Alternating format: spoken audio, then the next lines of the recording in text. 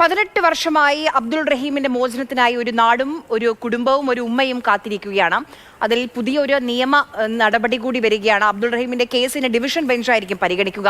Riyadh criminal കോടതി judge ഇന്ന് 1 മണിക്കൂറിലധികം file പരിശോധിച്ച ശേഷമാണ് ഡിവിഷൻ ബെഞ്ചിന് വിടാനുള്ള ഒരു തീരുമാനമെടുത്തത്.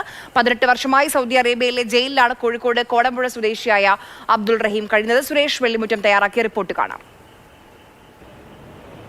അബ്ദുൾ റഹീമിന്റെ മോചന നടപടികൾ വീണ്ടും നീണ്ടുപോകുമെന്നാണ് ഇന്നത്തെ കോടതി നടപടികളിൽ നിന്നും വ്യക്തമാകുന്നത്. കാരണം ഇന്ന് രാവിലെ റിയാദിലെ ക്രിമിനൽ കോടതിയിൽ ജഡ്ജി ഈ കേസ് പരിഗണിക്കുമ്പോൾ അദ്ദേഹം ഏതാണ്ട് 1 മണിക്കൂറോളമാണ് ഈ ഫയൽ പരിശോധിച്ചത്.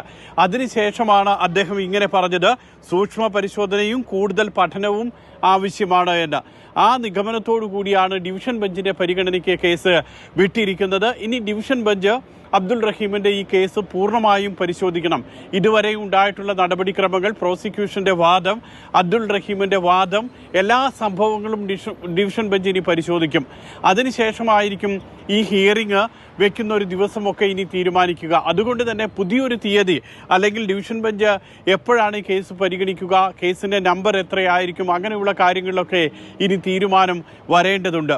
ഏതായാലും 6ാം തവണയാണ് ഇന്ന് ക്രിമിനൽ കോടതി ഈ കേസ് പരിഗണിച്ചത്. കാരണം ജൂലൈ 2-ന് വധശിക്ഷ റദ്ദാക്കിയതിനു ശേഷം ഒക്ടോബറിലും നവംബറിലും ഡിസംബറിൽ പല തവണയുമായിട്ട് ഡിസംബർ 8-ന് ഈ കേസ് പരിഗണിച്ചിരുന്നു, 12-ന് പരിഗണിച്ചിരുന്നു, ഡിസംബർ 30-ന് പരിഗണിച്ചിരുന്നു. അങ്ങനെ പല തവണയായി 6ാം തവണയാണ് ഇത്തവണ ഈ കേസ് അല്ലെങ്കിൽ മോചനം ആവശ്യപ്പെട്ടുള്ള അബ്ദുൾ റഹീമിന്റെ അപേക്ഷ കോടതി മാറ്റിവെക്കുന്നത്. പുതിയ തീരുമാനത്തിന് ഇനി അബ്ദുൾ റഹീമും കുടുംബവും മലയാളികളും ഒക്കെ കൂടുതൽ കാലം കാത്തിരിക്കേണ്ടി വരും.